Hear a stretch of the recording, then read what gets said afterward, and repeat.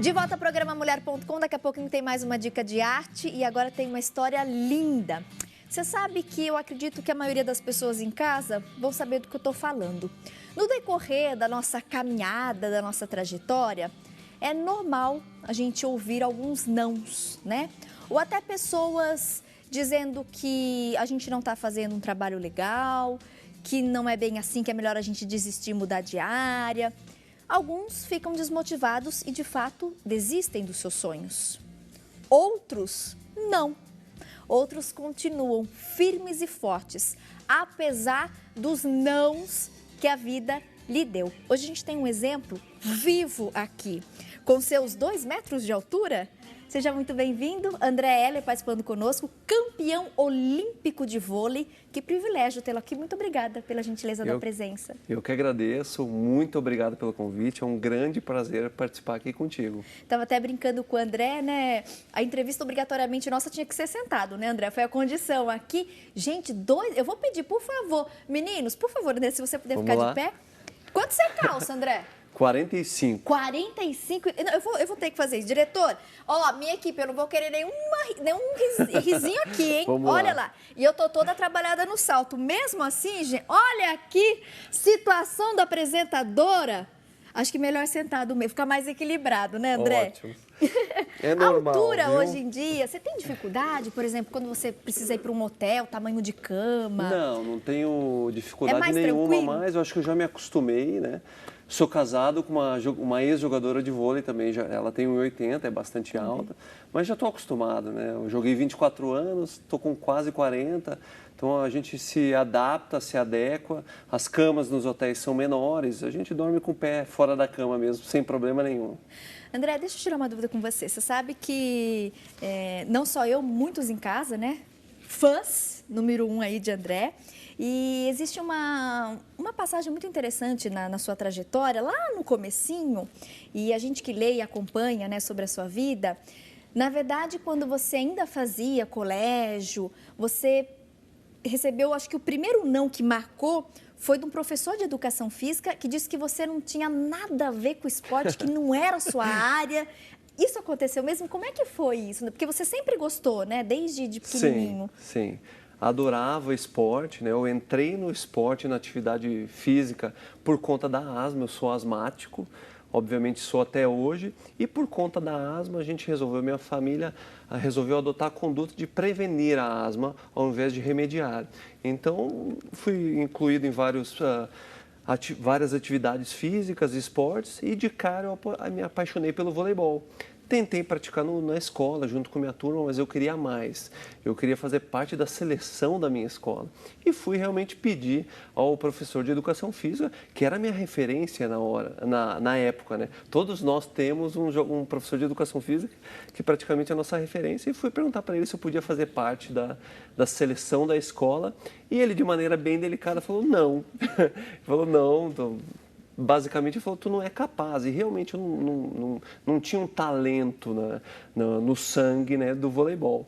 Eu fiquei bastante frustrado na época, porém eu tinha 14 anos e já com aquela época eu pensei, peraí, mas por mais capacitado que ele seja, ele não vai decidir o meu destino. Quem decide o meu destino sou eu mesmo. E eu fui atrás do meu sonho e aí tudo começou a acontecer. E aí, a partir, então, depois dessa experiência, né, dessa situação que você passou na escola, depois, com certeza, surgiram outros nãos, né? Sem dúvida. Eu comecei a jogar vôlei no clube depois dessa situação. Fui fazer uma peneira, né, uma seleção no clube. E dos 100 jovens que fizeram essa peneira, eu fui o único que passou. E engrenei no vôlei. Tive a sorte já de começar fazer parte de um clube onde existia uma equipe profissional, então como referência eu tinha os jogadores profissionais e comecei a me capacitar e joguei muito, usei muito o primeiro ingrediente que todos nós precisamos, não só no esporte, mas em todas as nossas profissões e atividades, que é a paixão. Eu era apaixonado pelo vôlei e aquilo foi guiando o meu objetivo, que primeiro era sonho, que era um sonho de virar um atleta profissional, um jogador de vôlei, depois virou meta. E como qualquer meta, objetivo, precisa de um plano de ação, que era regada a muita paixão, né? Tive essa oportunidade, comecei a me capacitar realmente como atleta, com treino e mais treino. E até Profissionalmente, você começou aos 19 anos? Comecei com 14 anos. 14 anos, meu primeiro contato com voleibol. Com 15, 16, já fui chamado para fazer parte de uma equipe profissional. Bem cedo, não? Bem cedo. E aí tem uma situação muito curiosa, porque com 16 anos eu já recebia meu primeiro salário. R$75, eu lembro. E um prato de comida no almoço. Engraçado, e esses primeiros salários a gente não esquece. Ótimo. E marca, né? Sem é aquele dúvida. momento, acho que, de independência financeira, né? Olha, eu tenho o meu salário, o meu dinheiro. Sem dúvida, porque eu venho de uma família bastante humilde e o fato de eu ter o meu dinheirinho, poder ajudar minha família e mais do que isso, eu almoçava todo dia no clube, isso deu um alívio muito grande para minha casa. E aí eu comecei a me capacitar e realmente a minha carreira começou a despontar. A convocação para a seleção brasileira veio só em 2001. Na verdade, como é que foi essa? Na verdade, eu comecei a jogar em 1990. Em 94 para 95, eu fui convocado pela primeira vez para a seleção brasileira juvenil, Verdade, onde juvenil. eu recebi o meu segundo grande não, né? Mais ou menos na mesma circunstância do primeiro, mas ali mesmo eu vi, já passei por essa situação e não vou desistir mais uma vez. Era só um alerta de eu tentar me capacitar mais. Em 98 eu realizei meu primeiro grande sonho, meta, que foi realmente ser convocado para a seleção brasileira adulta de vôlei. E disputei a minha primeira Olimpíada em 2000 em Sydney, minha primeira participação em uma Olimpíada. Inclusive, nós temos aqui, André fez a gentileza de trazer para a gente poder conferir de pertinho. Eu vou pedir, por favor, para você mostrar, para nós explorarmos as imagens. Essa é a medalha olímpica. Essa de Atenas.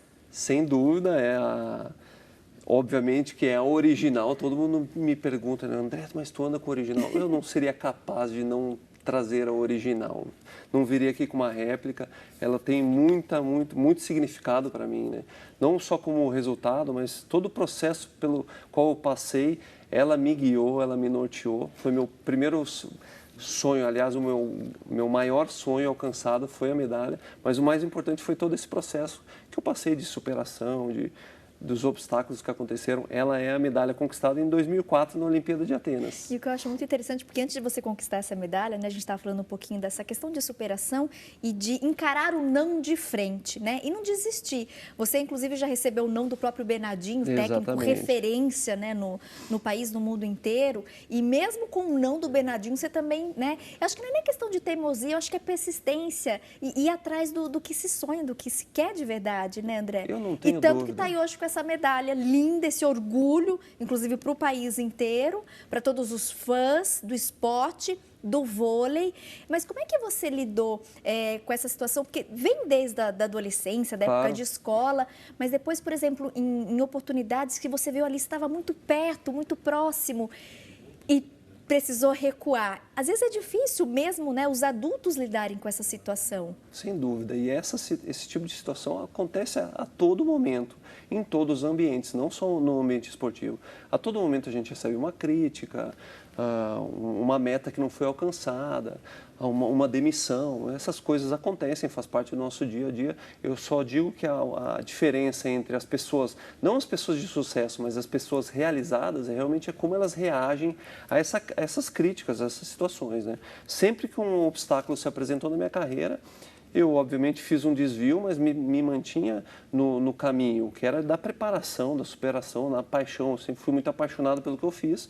E mais do que isso, da capacitação. Acho que a gente precisa a todo momento buscar capacitação, qualificação, preparo mesmo. O treinamento, o condicionamento é muito presente, muito visível no ambiente esportivo, mas ele é necessário em todos os ambientes. Então, tentei sempre me capacitar para quando uma situação dessa, como aconteceu com o Bernardinho, de ele me cortar, me dispensar antes de um campeonato mundial, por exemplo, eu estar preparado para reagir para essa situação.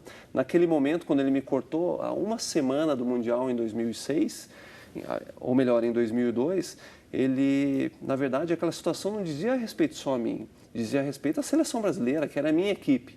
A partir do momento que eu me conscientizei de que eu teria que realmente trabalhar em prol da minha equipe, no ano seguinte eu voltei à seleção brasileira e nunca mais saí até 2008. Que bom. Ótimo. Para nossa alegria. Eu tenho, antes de chamar o intervalo, algumas fotos de momentos, né, marcantes aí na vida e na trajetória do André. Eu gostaria de pedir para a gente colocar aí no ar. E é interessante, inclusive, quando a gente percebe aquela questão da emoção transbordando, né, pela imagem ali, pelo registro de um momento, acho que único, né, André? Único. Não há um título tão importante em termos esportivos. Foi realmente o meu maior sonho alcançado. Eu estou com uma feição ali de plenitude, de realização. Essa realização não passa. Eu digo que a medalha olímpica é a única medalha que eu vou no meu armário lá todo dia, dar uma namorada dela, ver como ela está. Deixo a minha filha realmente tocar. Não brincar, obviamente, mas que ela tenha contato para construir os sonhos delas, as metas dela. Ir atrás. E é ótimo. Foi um grande sonho realizado. E o André também, atualmente, ele faz palestras, né, em empresas, inclusive em várias cidades do Brasil, falando um pouquinho sobre a questão da superação, né, de não desistir dos sonhos, de como encarar um não e buscar, de fato, esse aprendizado, esse amadurecimento, essa capacitação, porque, às vezes, de fato, a gente não está preparado naquele momento para executar determinada função ou realizar aquele sonho que a gente tanto quer. Mas se a gente buscar, né, aquele aperfeiçoamento, de fato, estar aberto ao conhecimento, ao aprendizado, uma hora ou outra você vai conseguir conquistar. E ele passa agora essa mensagem nessas palestras. E aí você falou que para você foi muito importante essa questão do treinamento físico, do corpo.